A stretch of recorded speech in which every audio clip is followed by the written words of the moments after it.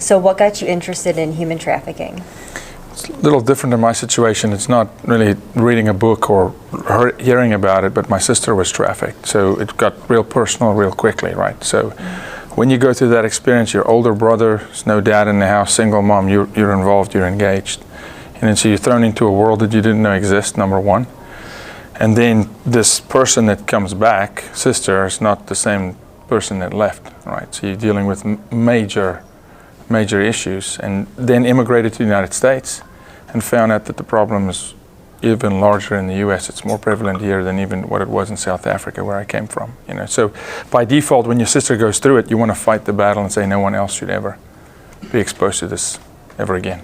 Yeah. So a lot of people, it seems like it's one of those topics that a lot of people don't cover, and it seems that it's also very common that human trafficking in the United States. Yeah. Why is it so common yet not talked about as much as it should be? Yeah.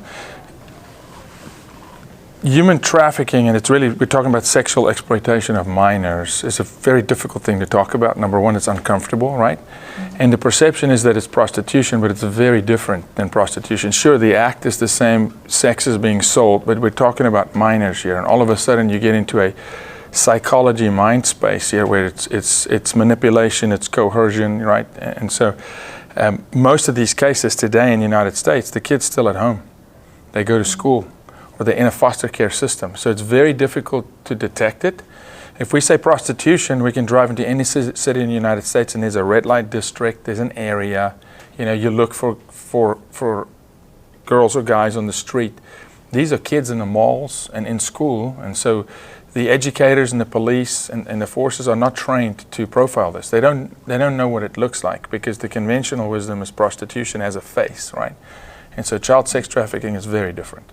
How would you say that having unsecured borders, with illegal immigration being very easy to facilitate, how does that affect human trafficking or enable human trafficking? So I'm going to give you the number. 30% of children that crosses the border today will be sex slaves in the United States. That's the number. It's 30%. And now these cartels in the South, let's say Mexico, understand that. And they understand that it's easier to sell a child over and over than a pound of cocaine or an illegal weapon.